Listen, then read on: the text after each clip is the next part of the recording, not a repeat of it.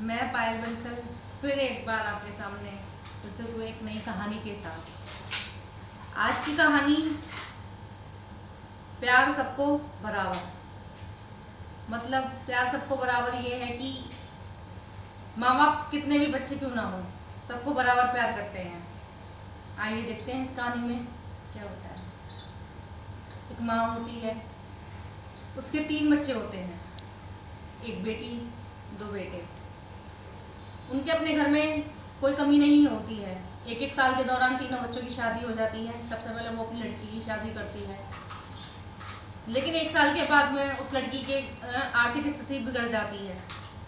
माँ घर में सबको बता के उसकी थोड़ी थोड़ी मदद करती रहती है, उसके लिए कुछ ना कुछ करती रहती है। तो बच्चों को लगने लगता है, दोनों बेटों को, कि माँ उसके लिए ही करती रहती है, हमारे लिए कुछ नहीं करेगी। उसकी एक दिन इतनी आर्थिक स्थिति खराब हो जाती है कि उसके घर में खाने को भी नहीं रहता है। तो वहाँ से कुछ काफ़ी बड़ी रकम के तौर पर उसकी मदद कर देती है। इस पर उसकी उसकी बहुएँ अपने पतियों से कहती हैं कि भाई हमें ये बात पसंद नहीं आ रही है, आपकी माँ तो सिर्फ उन्हें प्यार करती हैं और उन्हीं को ही सपोर्ट करती हैं। अब इस पर बेटे ये निश्चय करते हैं कि आज हम माँ से साफ साफ पूछ लेंगे कि वो किसे ज़्यादा प्यार करती है। वो अपनी माँ से पूछने जाते हैं तो माँ ये कह के टाल देती है कि बेटा मैं तो सबको बराबर प्यार करती हूँ। लेकिन बेटों की संतुष्टि नहीं होती है, वो अपनी माँ को आजमाने की कोशिश करते हैं। एक सॉन्ग सा रचा जाता है, यानी कि ड्रामा रचा जाता है, जिसमें कि वो अपने दोस्तों को मिला लेते हैं। माँ बहुत सीधी सादी होती है, बाहर के जीवन से इतना ज़्यादा परिचित नहीं होती। वो घर में ही एकदम से सडनली बीमार होने का नाटक करता है उसका बड़ा बेटा, जिसमें कि डॉक्टर आता है, उसके कुछ टेस्ट लिखता है, जबकि वो डॉक्टर नहीं होता, उसका दोस्ती होता है। लेकिन डॉक्टर बताया जाता है तो माँ मान लेती है भाई डॉक्टर आया। टेस्ट लिखे जाते हैं, टेस्ट की अगले दिन रिपोर्ट आती है। रिपोर्ट आने पर उसे बताया जाता है कि उसकी दोनों किडनियाँ खराब हो गई हैं। माँ बहुत दुखी होती है, लेकिन क्या करे। अब उसकी घरवाली ये कहती है कि अब मेरा क्या होगा, हमारा क्या होगा, कैसे चलेगा। माँ अपने बेटे को बहुत बीमार देखती है, रोने लगती है। बेटा वहीं लेटा रहता है, कहता है कि माँ तू कहती है ना कि सबको बराबर प्यार करती हूँ। कहती है हाँ, तो माँ आज मुझ पे भी तो परेशानी है। दीदी पे अगर आर्थिक समस्या आई तो तूने पैसे दे करके पूरी कर दी, लेकिन आज मेरी भी तो परेशानी आई है ना माँ, मेरी भी तो किडनियाँ खराब हो गई हैं दोनों, मेरे लिए क्या करेगी। तो माँ मुस्कुराती है, कहती है कि मेरे बच्चे अपनी आखिरी सांस तक तेरे नाम कर दूंगी, क्योंकि मैं तीनों को बराबर प्यार करती हूँ। तो कहता है बता क्या करेगी। कहती है मैं अपनी किडनी तुझे दूंगी। बेटा इतनी बात सुन करके उसकी आंखों में नमी आ जाती है। वो चुप रहता है, क्योंकि छोटे भाई को भी अभी आजमाना होता है। वो चली जाती है क्या करके। बेटा बहू रोने लगते हैं, बहू को भी समझ में आ जाता है कि हाँ माता जी प्यार करती हैं।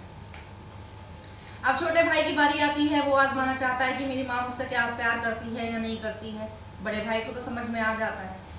अब छोटा भाई अपना किडनैप होने का ड्रामा रचवाता है कि मैं किडनैप हो गया हूँ। माँ पे जो कुछ होता है वो अपनी बेटी को देकर के ख़त्म कर चुकी होती है, लेकिन फिर भी जब उसे ये पता लगता है कि मेरा बेटा किडनैप हो गया है और हमें पैसे का इंतज़ाम करना है और उतना पैसा नहीं है, तो वो बेटा कहता है कि अब बता माँ क्या करें। बड़ा बेटा कहता है बता माँ क्या करें।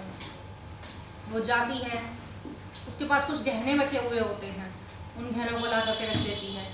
कहती है कि बेटा मेरे पास तो अब यही है, तुम उसे बचा ले, कुछ भी कर पर उसे बचा ले।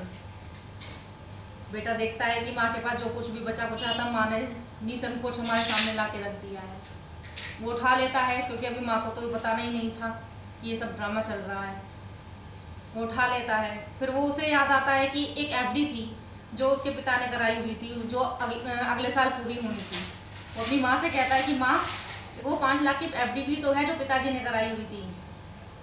माँ कहती है हाँ बेटा वो लेकिन अगले साल पूरी होगी। तो क्या हुआ माँ, उसे तोड़वा लो ना, थोड़े टाइम की तो बात जा रही है, थोड़ा कम पैसा मिलेगा लेकिन पैसे तो आ जाएंगे ना, हम छोटे को छुड़ा सकेंगे। माँ कहती है कि हाँ बेटा मुझे तो याद ही नहीं थी, लेकिन तूने याद दिला दी, चल अभी चल हम जो भी पैसा मिलेगा उसे ले आते हैं। वो 1 मिनट नहीं लगा कहीं उस एफडी को तोड़वाने में भी, वो उस एफडी को भी तोड़वा दिया जाता है। उसको बुला लिया जाता है, जबकि उसका कोई किडनैप नहीं होता। रात को फिर वो चारों बैठते हैं, बहू भी बेटा भी। अब उनकी निगाह नीचे होती है कि अब माता जी को कैसे बताया जाए, माँ को कैसे बताया जाए कि हम उसे आजमा रहे थे। वो जाता है, सारे जने जाते हैं माँ के कमरे में, रोने लगते हैं। माँ बोलती है कि क्या बात है बेटा, क्यों रो रहे हो?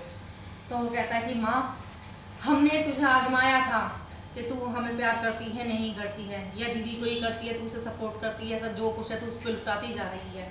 लेकिन माँ हम गलत थे, तू तो सबको बराबर प्यार करती है, किसी पे भी परेशानी आई तो तूने तो बराबर ही उसका हल निकाला, लेकिन हम ही तेरे प्यार को नहीं समझ पाए। माँ हमें माफ़ कर दे। माँ फिर बताती है कि बेटा ये हाथ है, ये 5 उंगलियां हैं, जिसमें भी जख्म होगा ध्यान उस पर ही जाएगा, बाकी उंगली पे नहीं जाएगा, क्योंकि हमारा दर्द उसमें ही हो रहा है तो पूरा हाथ मेरे जिस्म से ही जुड़ा हुआ ना, लेकिन मेरा ध्यान किस तरफ गया? सिर्फ उस उंगली की तरफ जिसमें जख्म है। उसी तरह से बच्चे सब, हर माँ को उतने ही प्यारे होते हैं जितने एक बच्चा हो या 4 बच्चे हों। हर माँ बराबर प्यार करती है, लेकिन ध्यान उस पर थोड़ा ज़्यादा चला जाता है जो परेशान हो। ऐसा नहीं है कि उससे ज़्यादा प्यार करती है, जो परेशान हो उसके लिए कुछ कर सकती है तो माँ उसको थोड़ा सा ज़्यादा ध्यान देती है, बाकी प्यार सबको बराबर करती है। इसलिए आप सब समझिए, आप 1 हैं या 4 हैं, माँ सबको बराबर प्यार करती है, किसी से कम ज़्यादा नहीं करती है। माँ के प्यार को समझें। अगर आपको मेरी कहानी अच्छी लगी हो तो लाइक, सब्सक्राइब, शेयर ज़रूर करें। धन्यवाद।